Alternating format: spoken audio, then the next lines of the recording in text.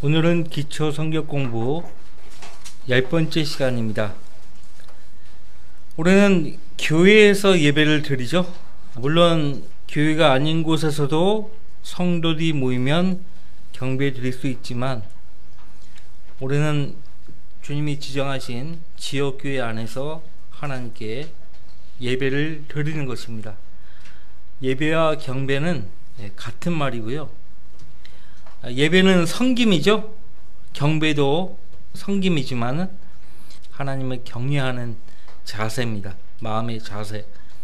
자, 경배란 마음이 온전히 하나님으로 채워지는 성도가 예수 그리스도의 피의 공로를 의지하여 믿음의 온전한 확신 가운데 하나님께 나아가 진실한 마음으로 경의와 존경을 표하며 하나님을 합당하게 높여 드리는 것입니다. 경의와 존경을 표하며, 굉장히 중요한 말이에요. 경의와 존경을 표하며 하나님을 합당하게 높여 드리는 것이 경배입니다. 동시에 모든 권세와 부귀와 지혜와 힘과 존귀와 영광과 찬송을 하나님께 합당하게 돌려 드리는 것이 경배입니다. 요한계시록 5장 12절로 14절 말씀 교재에 나와 있죠. 내가 또 보니 그 보좌와 짐승들과 장로들을 둘러선 많은 천사의 음성을 들었는데 그들의 수가 만만이요 천천이라. 큰 음성으로 말하기를 죽임을 당하신 어린 양이 권세와 부귀와 지혜와 힘과 존귀와 영광과 찬송을 받으시기에 합당하시도다라고 하더라.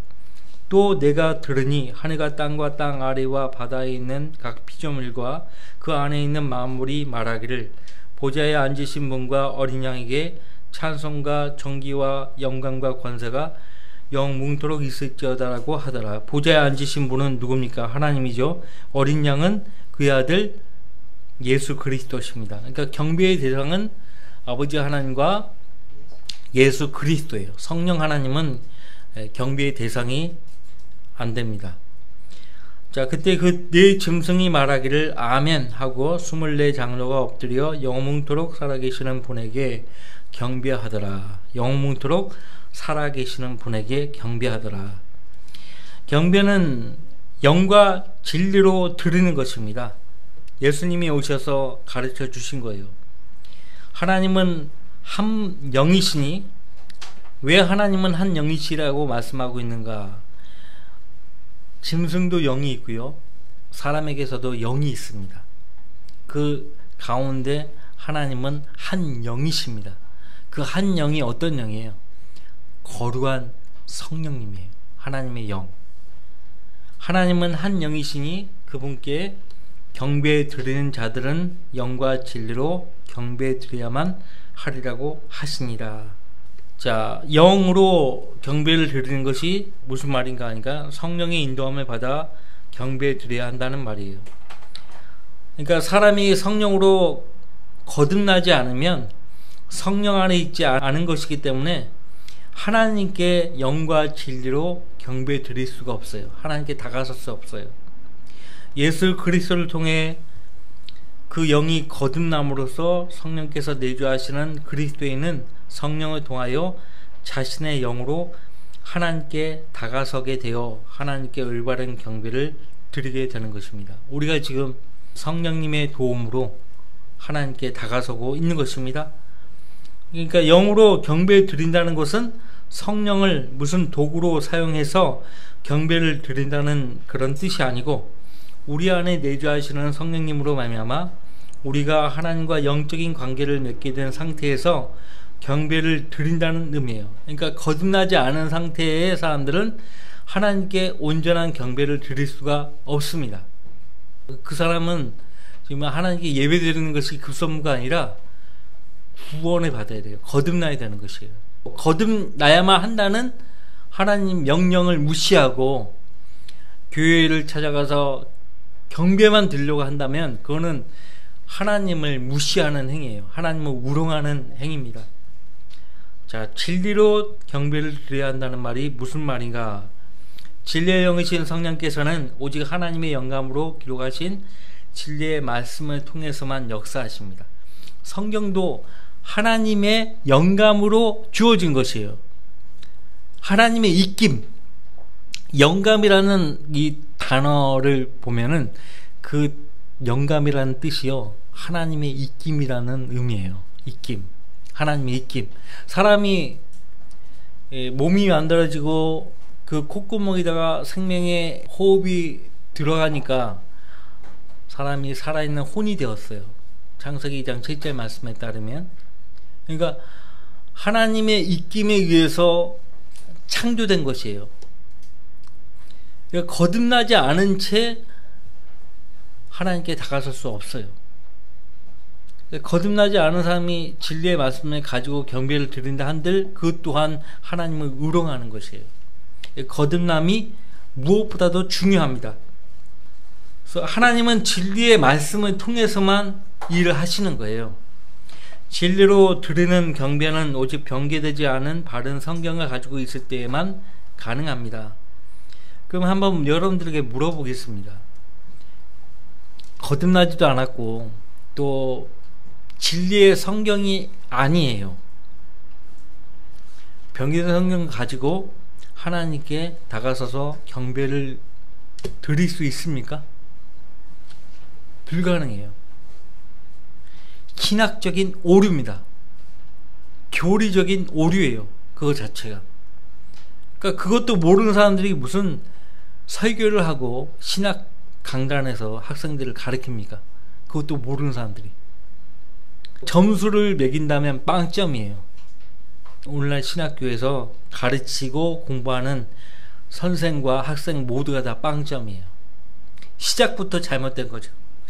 자, 진리로 드리는 경배는 오직 경계되지 않은 바른 성경 가지고 있을 때만 가능하다고 했어요. 따라서 성도가 부르는 찬송의 가사와 기도의 한마디 한마디가 진리의 말씀에 일치되는 것이어야 하고, 교회의 강단에서 선포되는 말씀 역시 오직 진리의 말씀이어야 하는 것이에요.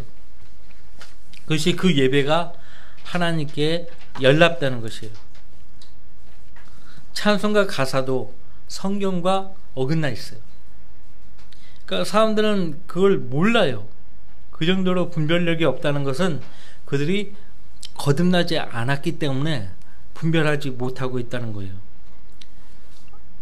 서두에도 경배의 대상을 말씀드렸습니다. 아버지 하나님과 아들 하나님이라고 말씀을 드렸습니다. 자, 하나님께서는 자신 외에 다른 신에게 경배하지 말 것을 출애굽기 34장 14절에서 말씀하셨죠. 그리고 예수 그리스도께서도 너는 주 너의 하나님께 경배하고 오직 그분만을 섬기라고 말씀을 하셨습니다. 자기가 바로 육신을 입고 이 땅에 내려오신 하나님이셨기 때문에 사람들이 친히 예수님께 경배하는 것을 거절하지 않으셨습니다. 마땅히 그들로부터 예수님은 경배를 받으셨습니다. 복음서를 통해서 우리가 확인해 볼 수 있죠. 자, 성경에 성령님께 경배하는 말씀이 없죠. 무엇보다 성령 하나님이 경배의 대상에서 제외되는 분명한 이유는 그분 자신이 친히 경배받기를 원치 않으시고, 주님께서 말씀하셨듯이 그분은 자신에 관하여 말씀하지 아니하시며 무엇이나 들은 것을 말씀하시고 또 아버지와 아들 하나님을 높이고 영화롭게 하시는 일만 하시기 때문이요. 요한복음 16장 13절 14절 말씀 봅시다. 요한복음 16장 13절과 14절을 같이 읽습니다. 그러나 진리의 영이신 그분이 오시면 너희를 모든 진리로 인도하시리라. 그분은 자신에 관하여 말씀하지 아니하시며 무엇이나 들은 것을 말씀하실 것이요 또 너희에게 다가올 일들을 알려주시리라. 그분이 나를 영화롭게 하시리니 이는 그분이 내 것을 받아서 너희에게 알려주실 것입니다. 성령 하나님이 경배의 대상이라면 이렇게 하실 이유가 전혀 없죠. 네 번째 보세요.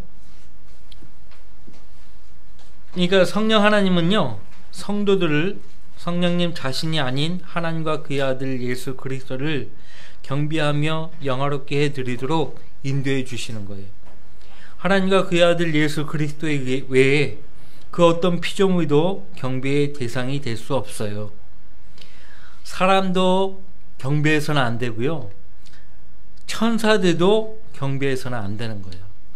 그런데 사람들도 천사들도 경배해야만 한다라고 가르치는 집단이 있습니다. 로마 가톨릭이에요. 이탈리아 백부장 코넬료가요, 사람을 보내서 사도 베드로를 초청합니다. 초청에 의해서 베드로가 코넬료를 만나는데, 만나자마자 코넬료가 사도 앞에서 엎드리고 경배하려고 했어요. 그랬더니 베드로가 일어서라, 나도 사람이라고 말을 했죠. 근데 교황은 사제들 서품 받을 때 교황이 하나님 대신에 그들로부터 경배받는 모습을 우리가 종종 봅니다. 사제들이 서품 받으면요, 교황 앞에 서서 넙죽 엎드려요. 그렇게 해서 서품 받는 거예요. 사도 베드로조차도, 최초의 교황이라고 그렇게 주장하는 베드로조차도 사람으로부터 영광을 받으려고 하지 않았어요. 경배를 받으려고 하지 않았어요. 근데 교황은 받는 거예요. 잘못됐죠. 성경하고 비교해 봤을 때 누가 틀린 거예요? 교황이 틀린 거예요. 사도행전 어디에도 성도들이 예수님의 모친 마리아를 경배했다는 기록을 발견할 수 있습니까? 없습니까? 없습니다. 예수의 모친 마리아도 사도행전 2장에 보면은, 1장과 2장을 보면은 다른 성도들과 함께 기도에 합심했어요. 섬겼습니다. 그리고 골로새서 2장 18절 말씀 보시면은 보지도 않은 천사를요 억지로 숭배해서는 안 된다라고 그렇게 말씀하고 있습니다. 사도 요한은 천사를 보고 경배하려 했지만 오히려 그 천사가 뭐라고 얘기했습니까? 보라, 그리하지 말라. 나는 예수의 증거를 가진 내 형제들과 같은 동료 종이니 하나님께 경배하라. 이는 예수의 증거가 예언의 영이기 때문이라. 가톨릭은요 천사들을 숭배해요. 천사가 사도 요한이 경배하라고 했을 때 나도 너와 같은 종이라고 하나님께 경배하라고 했어요.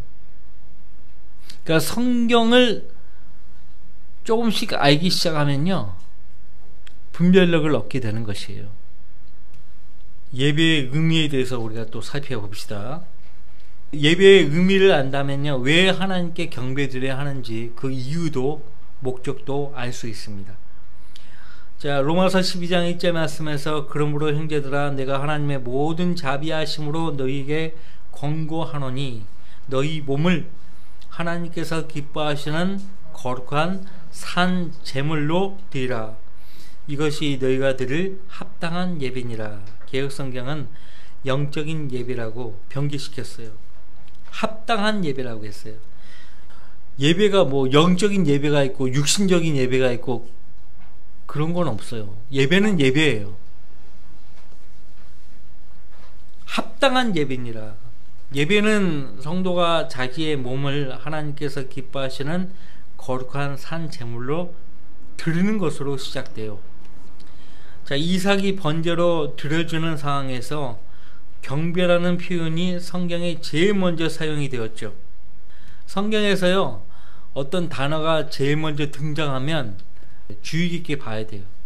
자, 우리 자신의 몸을 하나님께서 기뻐하시는 거룩한 산 제물로 드리는 것이 가장 기본적인 예배라는 사실을요 창세기에서 가르치고 있는 것이에요.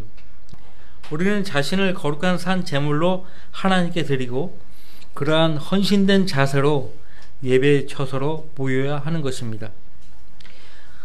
따라서 성도는 예배를 계기로 죄에서 성별하여 자신을 점도 없고 흠도 없이 드려주는 제물이 되도록 하는 헌신적인 자세가 필요합니다. 예배를 통해 헌신의 시간에 죄들을 자백하고 거룩함을 회복해야 돼요. 예배에 신실하지 못하면 신앙생활 전반이 온전해질 수 없어요. 예배는 성도의 삶에서 절대 우위를 차지하는 최상의 의무이자 순종이어야 합니다. 여러분들 그 사도행전 4장을 보십시오. 4장 31절,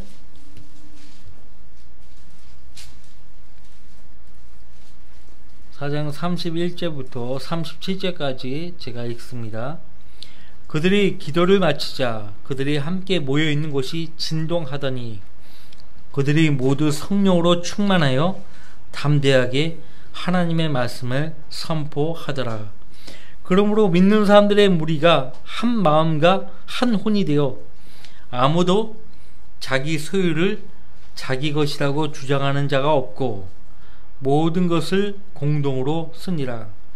그리하여 사도들이 큰 능력으로 주 예수의 부활을 증거하니 큰 은혜가 그들 모두에게 있더라.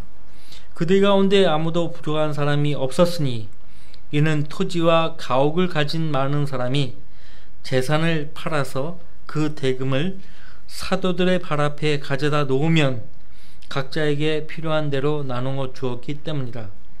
구프로 태생의 레인 요새라는 사람이 있었는데 사도들은 그를 바나바라고 부르니 이를 해석하면 위로의 아들이라. 그에게는 토지가 있어 그것을 팔아 그 대금을 사도들의 발 앞에 가져다 놓더라. 믿는 사람들의 무리가 한 마음과 한 혼이 되어서 아무도 자기 소유를 자기 것이라고 주장하는 자가 없다고 했었어. 이미 이 성도들은 주님의 이름으로 모일 때 주님께 각자 자기 자신을 주님께 드린 거예요. 기꺼이. 그러니까 기꺼이 성도 자신이 하나님께 이미 드리고 그 헌신된 자세에서 주님의 이름으로 모이면은 모임 자체가 불협화음이 일어날 수가 없어요. 그러니까 마음의 준비를 하고 모이면 불협화음 자체가 일어날 수가 없어요. 그러니까 준비하지 않고 육신적인 상태에서 교회로 오기 때문에 항상 문제가 생기는 거예요. 준비되지 않는, 마음이 준비되지 않고 주님께 헌신되지 않는 육신적인 사람들이 광야의 교회 안에서 문제를 야기시켰다는 것을 기억하셔야 되는 것입니다. 예배는 어떻게 드려져야 하는가? 예배는 경건의 모양만 있는 형식적인 의식이 아니고 품이 있고 질서 있는 것이어야 하는 것입니다. 모든 일을 품위 있게 하고 또 질서 있게 하라고 했어요. 경건의 모양은 있으나 경건의 능력은 부인하리니 이런 자들에게서 돌아서라고 했어요. 그래서 우리는 돌아선 것입니다. 앞서간 우리 믿음의 선배들이 로마 카톨릭에서 돌아선 것이에요. 로마 카톨릭은 경건의 모양은 있어요. 근데 그들은 경건의 능력을 부인하는 것이에요. 경건의 능력이 어디에서 오는 것이에요? 진리의 말씀에서 오는 것이에요. 복음의 능력에서 오는 것이에요. 근데 복음의 능력도 부인하고 진리의 말씀을 부인하니까 신실한 성도들은 그러한 자리에 있을 수가 없었던 것이에요. 품위 있고 질서 있는 예배는 로마 카톨릭과 제도화된 교회들의 외적인 엄숙함 속에서 드려지는 형식적인 예배와는 본질적으로 다릅니다. 하나님은 그러한 헛되고 무질서하며 위선적인 경배를 기뻐하지 않으십니다. 자, 예배는 어디에서 드려져야 하고 어떤 시간에 지켜져야 하는 것인가? 예수님께서 오신 이후에는 경배를 어느 곳에서나 드릴 수가 있게 되었습니다. 특별히 성도들이 매주 주님의 이름으로 모이는 지역교회에서 드리는 것이 가장 이상적이고 합당하죠. 사도들 당시에는 성도들이 주로 자신의 가정을 예배와 교제의 장소로 내어주었습니다. 사도들 당시에는 거의 대부분의 교회가 가정에서 모였습니다. 가정에서. 그렇다고 지역교회라는 것을 부인하고 부정하고 가정에서 모여야 한다라고 주장하면 곤란하죠. 오늘날 예배의 장소로 쓰여주는 지역교회는 외부의 간섭을 받지 않고 조용하여 오직 살아계신 하나님께 드리는 경배에 집중할 수 있는 장소여야 합니다. 예배 시간은요, 성경의 신약성경의 기록에 의하면 그 주의 첫날입니다. 여러분들 절대 일요일 이런 말 쓰지 마세요. 그 사도들 당시에는요, 우리가 지금 현재 그 요일 있잖아요. 그렇게 안 썼고요. 첫째 날, 둘째 날, 셋째 날, 넷째 날 이렇게 표현을 썼어요. 창세기의 창조의 기록을 보면 첫째 날, 둘째 날 이렇게 돼 있잖아요. 그렇게 썼어요. 그리고 주의 첫날이라고, 그 주의 첫날이라고 썼고요. 아침과 저녁에 성도들이 모여서 경배를 드렸습니다. 이는 우리 주님께서 구속사역을 마치고 장사된 지 사흘 만에 죽은 자들 가운데서 친히 부활하신 때가 안식 후 첫날이고, 안식일이 아니에요. 분명히 신약성경에도 안식 후 첫날에 모였다고 되어 있어요. 안식일날 모였다고 되어 있지 않아요. 안식 후 첫날에 경배를 드리기 위해 모임을 갖게 된 것이 유래가 되어 오늘까지 이어져 온 것입니다. 이것이 주일 오전 예배의 기원이에요. 이 정도는 알고 계셔야죠. 신약성경 그 어디에도 성도들이 안식일에 모여 경배를 드렸다는 기록이 없어요. 근데 오늘날 교회 대부분이 안식일을 거룩하게 지켜야 된다, 주일을 거룩하게 지켜야 된다, 주일 성수해야 된다 이렇게 가르치잖아요. 안식일에 모여야 한다면요, 팔레스타인 시간에 맞춰 가지고 금요일날 오후 6시부터 토요일날 오후 6시까지는 집 밖을 나가면 안 되는 거예요. 집에서 가족이 주 안에서 쉬면서 하나님께 경배를 드려야 되는 거예요. 유대인들은 지금도 그렇게 하고 있어요. 우리는 금요일날 저녁에 저기 하지 않잖아요. 토요일날 이렇게 모여갖고 예배 드리고 가는 사람들이 있어요. 제7일 안식일 교회라고 들어보셨죠? 거기는 토요일날 오전 11시에 모임을 갖는답니다. 가지려면 금요일날 저녁에 가져야죠. 근데 우리 시간하고 맞지가 않아요. 제대로 안식일을 지키려면은 집에서 지켜야 되고 불 다 꺼야 돼요. 그리고 가스 이런 거 쓰면 안 되는 거예요. 근데 그 안식일 교도들도 성경대로 안 해요. 성경대로 하지도 않으면서 안식일을 지킨다고 하는 거예요. 자, 그 사람들이 안식일을 지키기 위해서 교회를 간다 그러면 교회를 가기 위해서 연료를 태워야 되는 거예요. 자동차 연료를 태워서 가야 되는 거예요. 일체의 불을 쓰면 안 되는 거고요. 율법대로 하려고 그러면 남자는 털을 밀면 안 되는 거예요. 머리를 깎을 때 둥글게 깎으면 안 되는 거예요. 돼지고기 먹으면 안 되는 거예요. 물론 그 사람들 돼지고기 같은 거 안 먹는데, 근데 그 사람들은요, 율법을 편협하게 지키는 거예요. 편협하게. 교회는 율법을 지키라고 교회에 율법을 주신 적이 없어요. 안식일 교회, 안식교회에는요, 구원의 복음이 없어요. 구원의 복음이 없어요. 안식일을 거룩하게 지키지 못하면은 그 사람은 구원을 못 받는 거예요. 또 하나의 율법이에요. 그러니까 안식일에 경배를 드리는 사람들은 율법 아래에 있던 구약의 유대인들 뿐이에요. 신약 성도들이 경배드리기 위해서 모인 날은 안식 후 첫날이고, 그래서 신약 성도들은 매주 첫날, 그러니까 주일이죠, 교회로 모여서 주 하나님께 경배를 드리는 것입니다. 이 주일 오후 예배의 기원이 사도행전 20장 7절에 나오는데, 그 주의 첫날 제자들이 빵을 떼고자 함께 모였을 때, 이 빵을 뗀다고 이 표현도 카톨릭을 의시해서, 심지어는 복음을 전한다는 형제교회라고 하는 모임도 주의 만찬이라고 생각하는 거예요. 예? 빵을 떼고자 함께 모였을 때, 교제하기 위해서 모였을 때, 바울이 그들에게 설교하되 다음날 떠날 준비를 하고 한밤중까지 설교를 계속하더라. 그러니까 하나님과 성도들과 교제하기 위해서 우리가 모이는 거거든요. 우리가 이 예배를 드린다고 하지만 이건 따지고 보면은 성도들이 아버지 하나님과 그 아들 예수 그리스도와 교제하는 것이에요. 교제하는 것입니다. 주일 오후 예배의 기원이죠. 바울이 그 설교를 아주 오래 했어요. 한밤중까지 설교를 해버린 거예요. 아마 설교를 5시간, 6시간 계속 한 것 같아요. 쉬지 않고. 저도 아마 설교를 아마 2시간 이상 계속 하면은 여러분들 막 지쳐가지고 힘드실 거예요.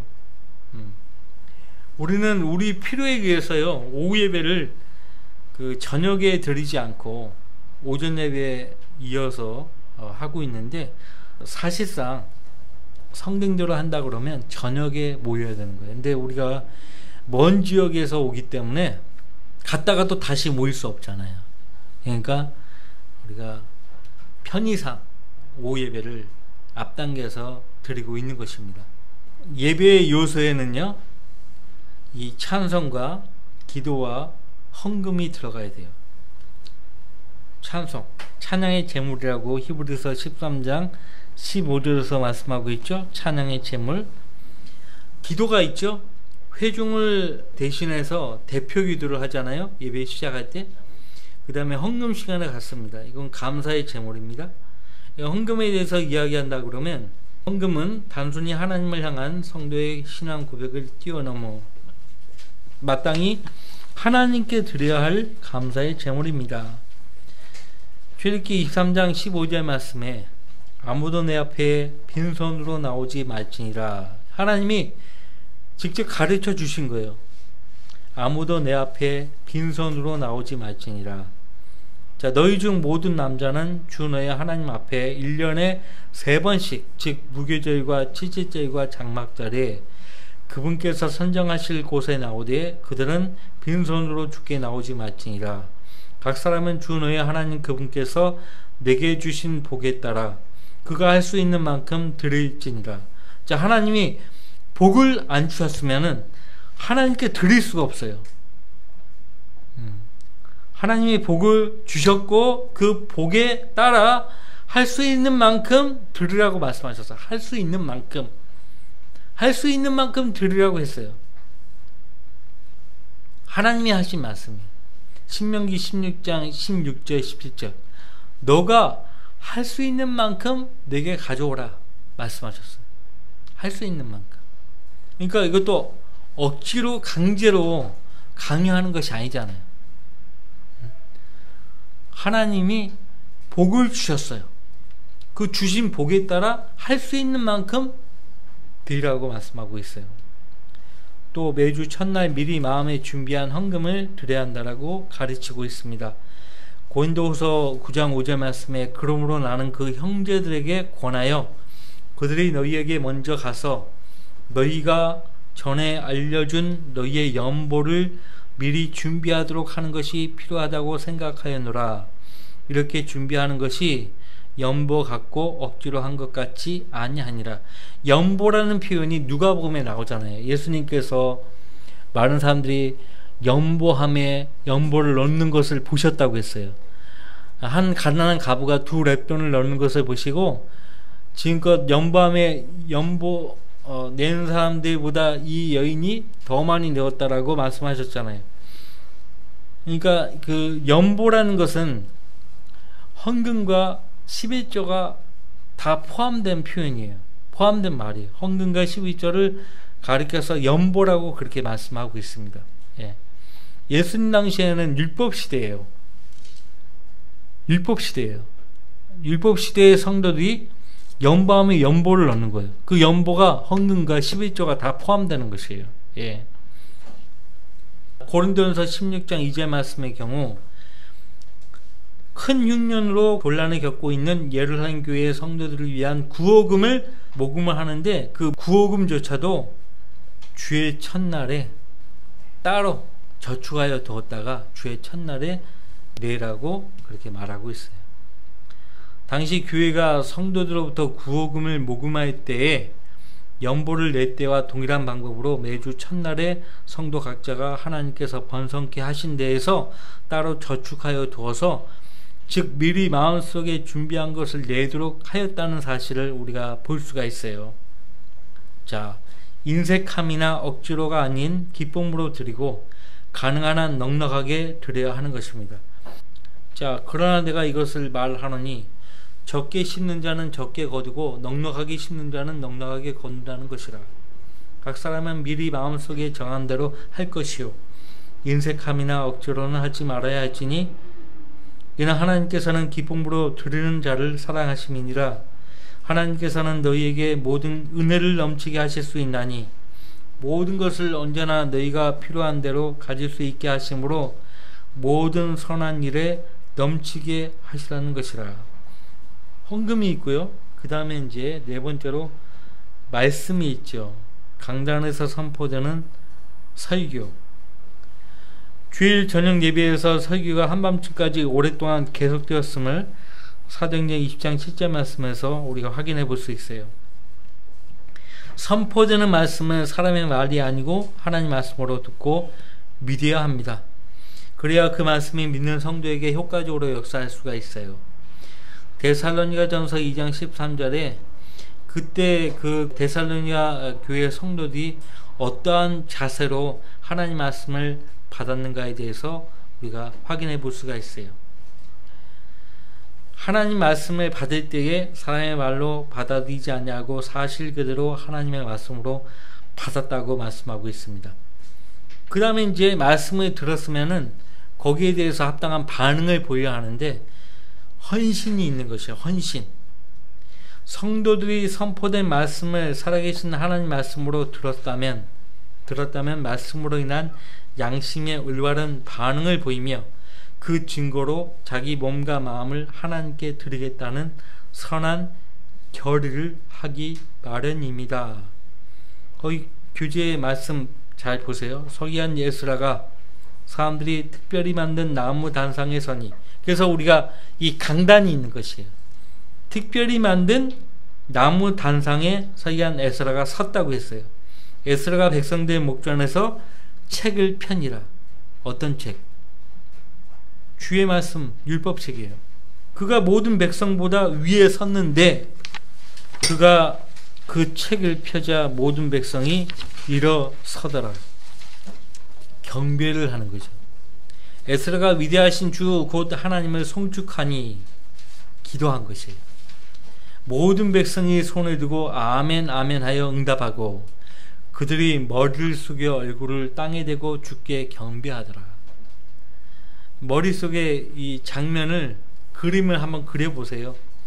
레위인들 또한 백성들로 율법을 깨닫게 하였으며 백성들은 그들의 자리에 서 있더라.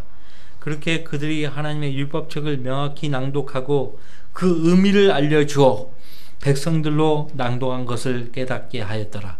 설교한 것이에요. 티사다인 느헤미야와 제사장이자 서기관인 에스라와 백성을 가르쳐놓은 레위인들이 모든 백성에게 말하기를 오늘은 주 너희 하나님께 거룩한 날이니 슬퍼하지 말며 울지도 말라 하였으니 이는 모든 백성이 율법의 말씀을 듣고 울었기 때문이더라. 울었어요. 말씀을 듣고. 올바른 반응을 보인 거예요. 그 다음에 이제 성도 간의 교제가 있죠. 예배 후에 나누는 성도들과의 교제는 예배의 연장선상에 있는 것입니다. 예배만 드리고 가는 게 아니에요. 그 예배가 성도 간의 교제로 이어져야 되는 것이에요. 우리가 이제 예배 마치고 가지 않잖아요. 교제하잖아요. 이건 성경에서 그렇게 가르쳐 온 것이에요. 구약 성도들도 그렇게 했고 신약 성도들도 그렇게 해온 것이에요. 선포된 말씀에 대한 깨달음과 헌신에 대한 교제가 있어야 하고요. 한 주간 살아오면서 중요합니다. 주님의 인도하심에 대한 간증을 통해 서로를 위로하고 세우는 교제가 진정한 교제예요. 그러므로 그가 다시 올라가 빵을 떼어서 먹은 후에 동이 틀 때까지 오랫동안 대화하고 나서 그곳을 떠나니라. 설교를 하고 예배를 마치고 바울 사도도 성도들과 함께 동이 틀 때까지 어떻게 했다고요? 빵을 떼고 오랫동안 대화하고 거기서 떠났다라고 말씀하고 있죠. 자, 빵을 떼어서 먹었다는 말씀은 주의 만찬 때 주님 몸을 상징하는 빵을 먹었다는 말이 아니라 빵을 떼어 먹으며 교제했다는 말이죠. 빌레몬서 1장 4절부터 7절 말씀을 잘 보시면 나의 기도에 항상 너를 말하며, 사도 바울이요 빌레몬 형제에게 하는 말이에요. 나의 하나님께 감사하는 것은 주 예수와 모든 성도를 향한 너의 사랑과 믿음을 들음이니 이는 너의 믿음의 교제가 그리스도 예수 안에서 너희 안에 있는 모든 선한 것을 인식함으로 인하여 효과가 있게 하려 함이라. 우리가 너의 사랑으로 큰 기쁨과 위로를 얻었노라. 형제여, 이는 너로 인하여 성도들의 마음이 세임을 얻었기 때문이라. 우리가 교제를 하면은 이런 유익을 얻는 것이에요. 어떤 성도가 교제하면서 우리 마음이 세임을 얻어요. 세임을 얻어요. 때때로 우리는 늘상 주님의 이름으로 이 한 지역교회 가족같이 모이는데, 어떨 때는 어제와 같이 성경 핵심 강연이라는 이 모임, 전국에 흩어져서 하나님 섬기는 지역교회 성도들과 만나가지고 교제해야 될 필요가 있는 거죠. 여름 수련회도 그런 이유로 모이는 것입니다. 다양한 모습으로 주님 섬기는 성도들을 만나서 교제하면 정말 많은 그 힘을 얻고 유익을 얻습니다. 지금 시간이 많이 지났기 때문에 주의 만찬은 다음 주에 이어서 하도록 하겠습니다. 자, 기도하고 마치겠습니다.